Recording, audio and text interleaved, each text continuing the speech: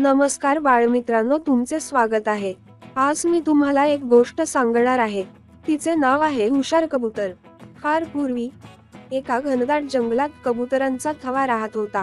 त्या थव्यामध्ये एक म्हातारा कबूतर होता जो खूप हुशार आणि अनुभवी होता। सर्व कबूतर हुशार कबुतराचा आदर करत असत। दिवसा सर्व कबुतरे अन्न आणि पाण्याच्या शोधात जंगलभर उडत असत। एके दिवशी अन्नाच्या शोधत असताना कबुतरांना तांदळाचे दाणे जमिनीवर पसरलेले दिसले। सर्व कबुतरांनी एकाच वेळी खाली उडून तांदळाचे दाणे खाण्याचे ठरवले। पण हुशार कबुतराला ती चांगली कल्पना वाटली नाही। तो शिकाऱ्याने लावलेला सापळा असावा असा संशय त्याला आला। इतक्या घनदाट जंगलात इतका तांदूळ कसा सापडेल, त्याने विचार केला। त्याने इतर सर्व कबुतरांना खाली जाऊन तांदूळ खाण्यापासून रोखण्याचा प्रयत्न केला, परंतु त्यांना भूक लागली असल्याने कोणीही त्याचे ऐकले नाही। हुशार कबूतर खाली उतरले नाही। त्यांनी जवळच्या झाडाच्या फांदीवर बसायचे ठरवले। शिकाऱ्याला जाळ्यात कबूतर अडकलेले दिसले।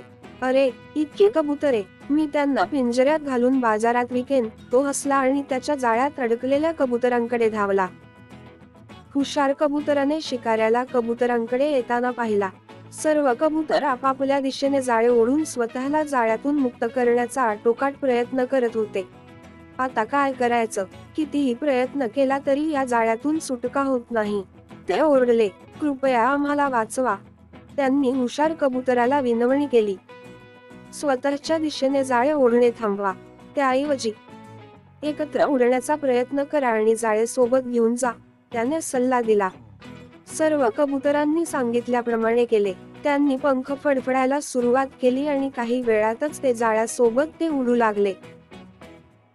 हुशार कबूतर सर्व कबुतरांना जाळ्यासह त्याच्या मित्राच्या उंदराच्या घरी घेऊन गेला। त्याने संपूर्ण घटना उंदराला सांगितली आणि त्याला मदत करण्याची विनंती केली। उंदराला उडण्यासाठी पंख नसले तरी कबुतरांना आवश्यक असलेले काहीतरी होते, त्याचे तीक्ष्ण दात। तो लगेच कामाला लागला आणि संपूर्ण जाळी कापून सर्व कबुतरांना मुक्त केले। कबुतरांनी मदतीसाठी उंदराचे आभार मानले। त्यांनी हुशार कबुतराचे प्राण वाचवल्याबद्दल त्यांचे आभार मानले। हुशार कबूतर म्हणाला, एकात्मतेत मोठी ताकद आहे। जोपर्यंत तुम्ही एकजूट राहाल, तोपर्यंत तुमचे कोणतेही नुकसान होऊ शकत नाही। तुमच्या एकजुटीच्या कृतीमुळेच आज तुमचे प्राण वाचले। बाळमित्रांनो, या गोष्टीतून तुम्ही काय बोध घेतला? की एकीचे बळ सर्वश्रेष्ठ असते। चला तर बाय बाय बाळमित्रांनो।